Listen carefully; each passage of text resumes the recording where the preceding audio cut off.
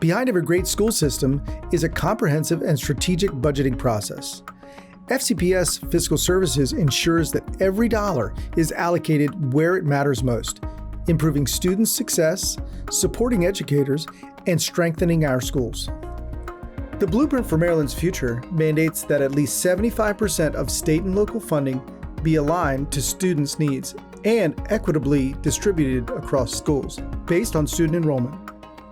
A well-planned budget doesn't just fund our schools, it drives real results. Let's look at how strategic investments are making an impact. So the budget is our policy in action. Where you put your dollars is where your values are. And so when we look at the budget, we use our staffing formulas are really the main driver of how we're allocating resources. The general ed staffing formula looks at various complexity factors to help to ensure that we're meeting the needs of our students.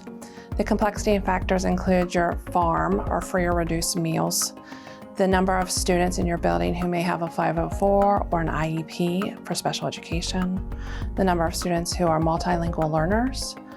We also look at homelessness and mobility of the students. So those are the things that we're looking at, and they help to form the staffing formula. The tiered staffing model is a game changer. By strategically assigning educators based on student needs, schools can provide more personalized support and leadership opportunities for staff. So this school is a Tier 3 school, which is the top of the model, which means we are allocated a variety of extra resources, from additional intervention resources to additional support staff to work with students with behaviors. It also provides us with another assistant principal, so we have 2 here. So it really provides resources and staffing to meet the needs of our unique population that we serve here at Walkersville. We utilize a utility block at this school. We call it our Learning Lions block. And what we do is we take our resources, we take our students and we look at their data and what it tells us what they need. And then we allocate our staff based on that. So we bring many staff together. So 4th grade, for example, has during this, it's 3 times a week for 40 minutes. So we have a multilingual teacher that supports, a special educator that supports, a math specialist that supports, a literacy specialist that supports, in addition to all of the classroom teachers. And then there's an interventionist that supports as well. So we take 5 classrooms and then divide those students based on what they need among those 7 or 8 specialists. So we have some really small groups, and then we have some bigger groups, and we have students that receive intervention or reteaching or maybe pre-teaching, and then we also have students that receive enrichment during that block as well. So it also helps us, we think a lot about intervention, but we also are able to then provide enrichment opportunities for our students. Our investment is paying off. Our graduation rate is the highest it's been in the past 10 years and leads Maryland among districts with more than 30,000 students. Since the pandemic, we've seen strong improvements for Hispanic Latino students, for students that receive free and reduced meals, multi-language students, and students with disabilities. A well-planned budget ensures that every dollar is put to good use. Here's how our funding is allocated per student to support learning, operations, and essential services. Teachers and staff are at the heart of our schools, which is why the largest portion of our budget, $13,832 per student, or 76% of our spending, is dedicated to supporting them.